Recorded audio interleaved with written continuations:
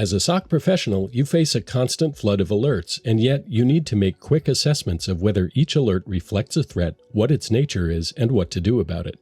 DomainTools integrations are designed to help you answer those questions quickly and efficiently. We're going to hear from two DomainTools experts today. First, Stephen Hallman will show how easy it is to configure your Splunk instance to ingest DomainTools feeds.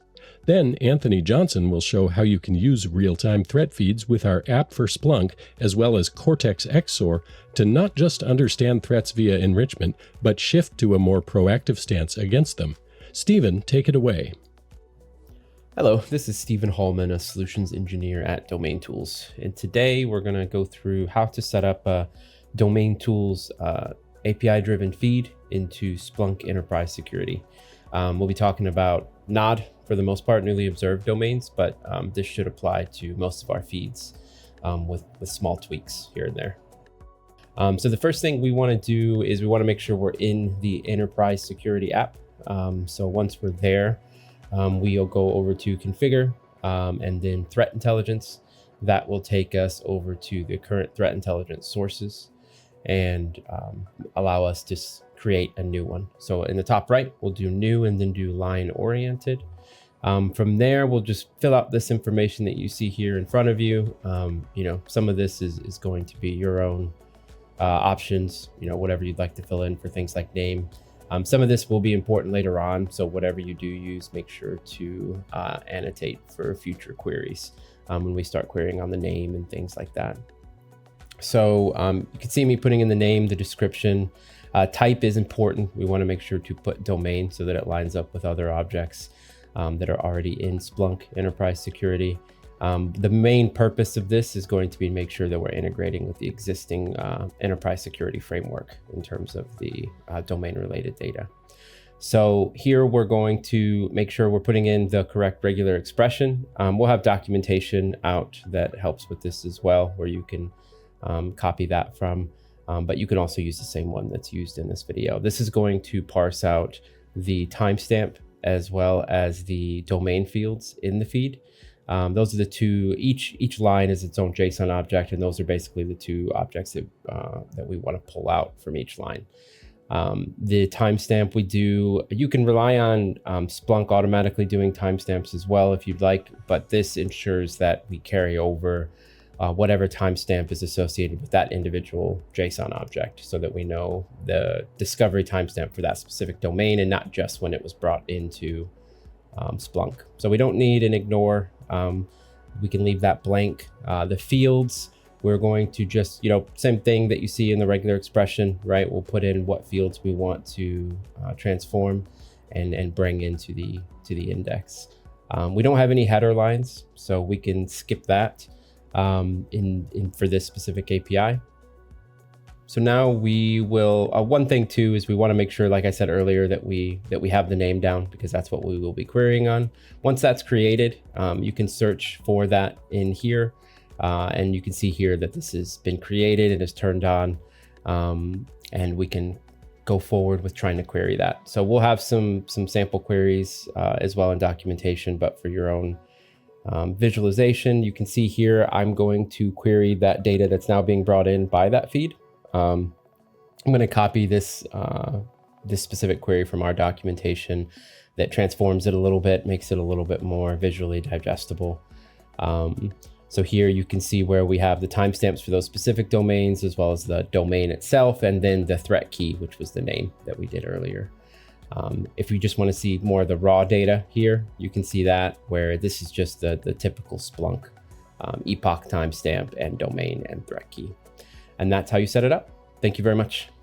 Thanks, Stephen. Now Anthony will walk through detections in Splunk and automated actions in Cortex XSOAR to protect your environment. I'm a principal product manager with DomainTools, and I'm going to walk you through our real-time feed integration with Splunk. Like all of our integrations and with Splunk, you can control everything from one app. So the DomainTools from Splunk app, which is available on Splunkbase. Once you install the app, it's going to come with all the prerequisites needed in order to download and pull in the feed. we're going to dive down into our nod feed, which is our newly observed domain feed.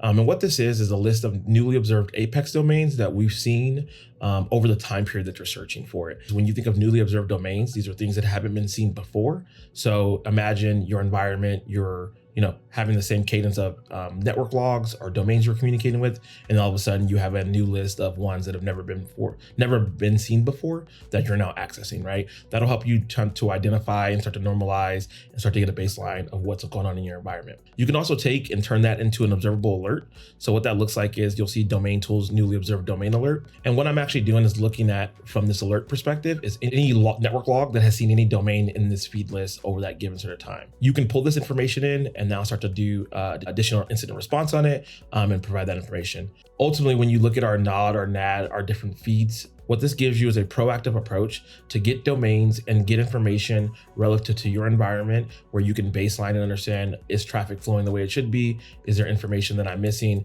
Are there, am I getting attacks or campaigns brought against me with new infrastructure and things that are stood up? It lets you track that in real time, so you can flow through that as well.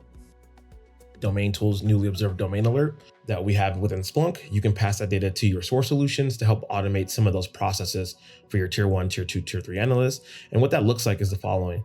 I take that same IOC that we saw that flagged from our nod list within Splunk that was passed to an alert within Cortex XSOAR. You can see that it was verdict was malicious, means that there's some malicious activity or something associated with that. You can see when it was last seen versus when it was first seen, as well as any related incidents. You can see that there's 2 incidents with this specific one, and then as well as 1,200 incidents with a corresponding IOC or indicator that came across with it. The who is the DomainTools iris information that it was searched on, and then from there, what you can also do is have a work plan. So what that looks like, it may be blocking the domain in your different selections, as well as you can see a multitude of other actions, whether it be a file that was blocked. We actually blocked the domain on an external dynamic list. We also did an iris, risk score, a search, and an auto enrichment. All those things can happen in automated tasks. So you can use automated tasks that are from the DomainTools app, iris app, that come out of the box, or if you have specific apps as well that you want to utilize, you can use that also.